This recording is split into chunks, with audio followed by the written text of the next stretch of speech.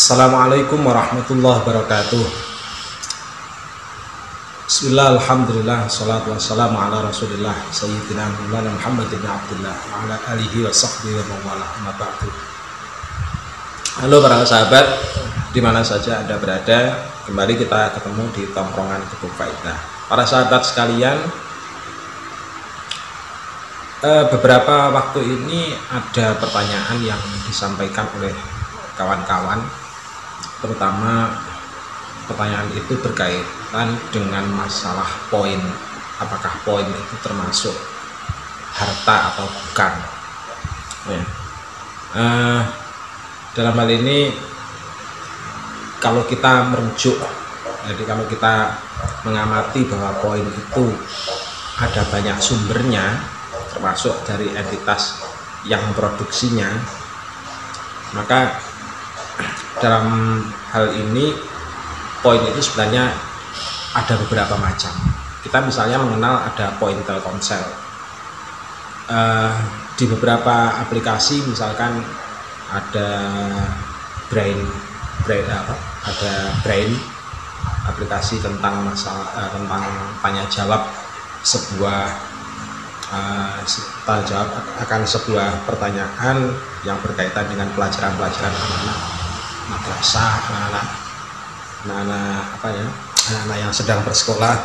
Di sana juga setiap kali kita menjawab pertanyaan kita mendapatkan poin, dan poin itu nanti bisa untuk dijadikan atau bisa dirupiahkan. Ada juga poin itu diberikan oleh sebuah marketplace, dan sebuah marketplace belanja misalkan kayak Shopee, ada juga Bukalapak mungkin. Tapi untuk Bukalapak saya kurang tahu ya, apakah ada poin atau tidak. Intinya bahwasannya dalam setiap poin yang dihasilkan dari beberapa aplikasi ini memang bisa ditukar dengan sebuah barang. Biasanya kalau di Shopee itu ada istilahnya sekian poin, kemudian dari poin itu bisa ditukar dengan belanjaan, misalkan dengan piring atau dengan sendok atau produk lain lah pokoknya yang jelas itu.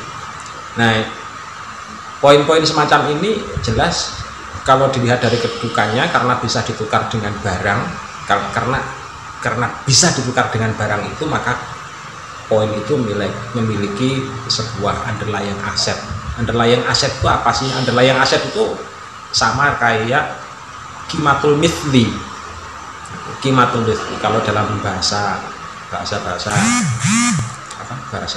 syariah.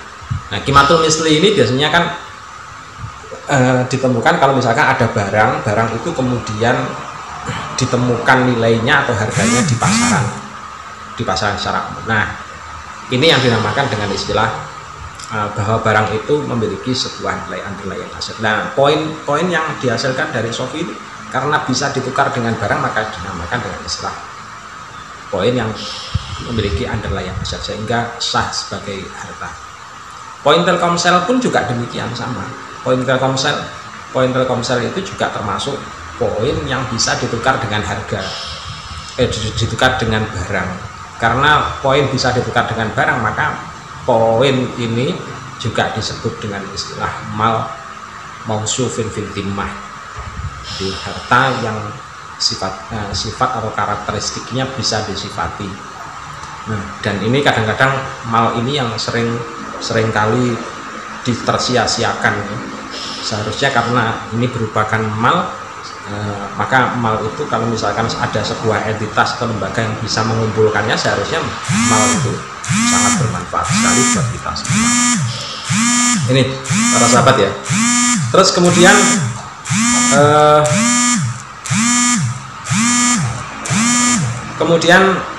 bagaimana dengan viewpoint?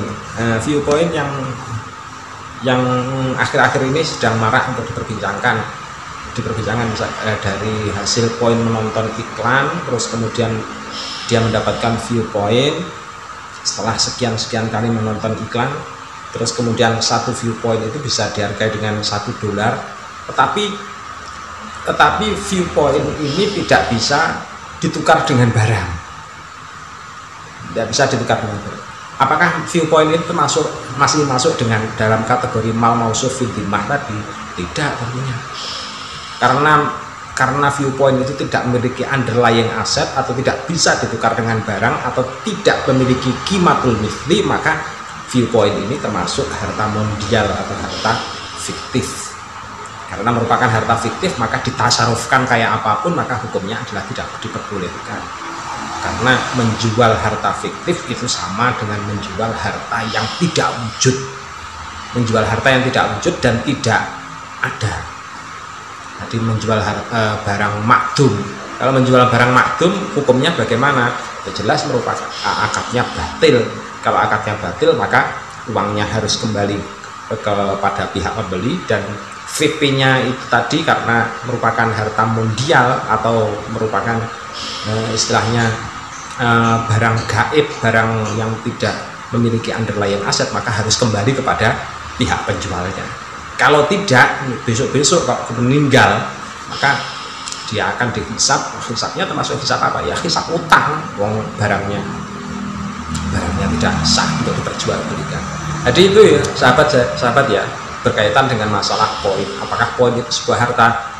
Jika poin itu memiliki underlying aset, memiliki nilai tukar di pasaran, misalkan 10 poin itu bisa ditukar dengan satu set piring misalkan, maka itu tandanya bahwasanya poin itu memiliki underlying aset. Tetapi kalau poin itu tiba-tiba langsung dijual belikan dan tidak bisa ditukar di pasaran, tidak bisa ditukar di pasaran sama sekali, misalkan pihak produsennya tidak menyediakan pertukaran sama sekali, maka poin yang semacam ini jelas merupakan poin fiktif dan hukumnya adalah haram untuk dipasarkan. Sekian, assalamualaikum warahmatullahi wabarakatuh.